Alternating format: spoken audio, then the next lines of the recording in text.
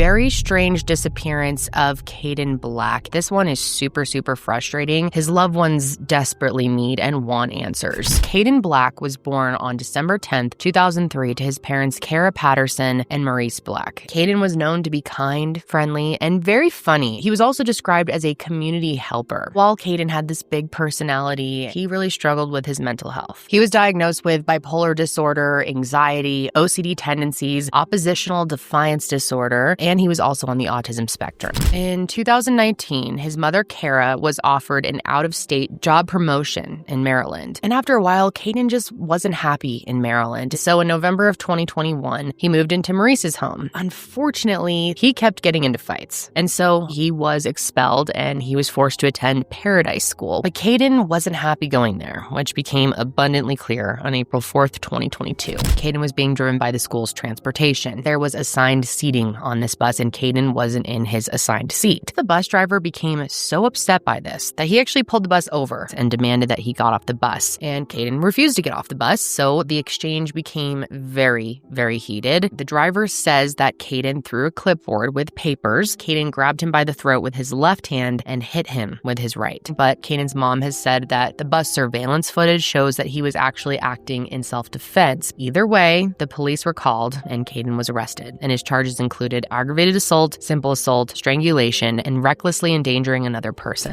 Just a few months later, Kadin did end up getting into a pretty big fight with his father, Maurice. The police were called and Kadin was placed in an involuntary psychiatric hold. It seems like he was a good kid who was really just struggling with his emotional and mental health, and it was clear he needed help, and this fight with his dad may have put him on the path to getting it. In order to understand that path, I need to introduce Chris Faust. Chris is the father of one of Kadin's friends, Ethan, and because of the altercation, Kadin wasn't allowed to go back to his dad's home, so the Fausts offered for him to move in with them. Kadin was 18, and so he decided to take them up on their offer and live with them. They completely cleared out and repainted a room for him and even bought him a brand new bed. They also started a project together, which was working on an old Toyota 4Runner that Kara had gifted to Kadin. And then luckily, he eventually landed a part-time job for a moving company. Things were starting to turn around for Kadin, that he was getting on the right track. That's why it makes it so frustrating that he completely just disappeared a week after he turned 19 years old. So what happened?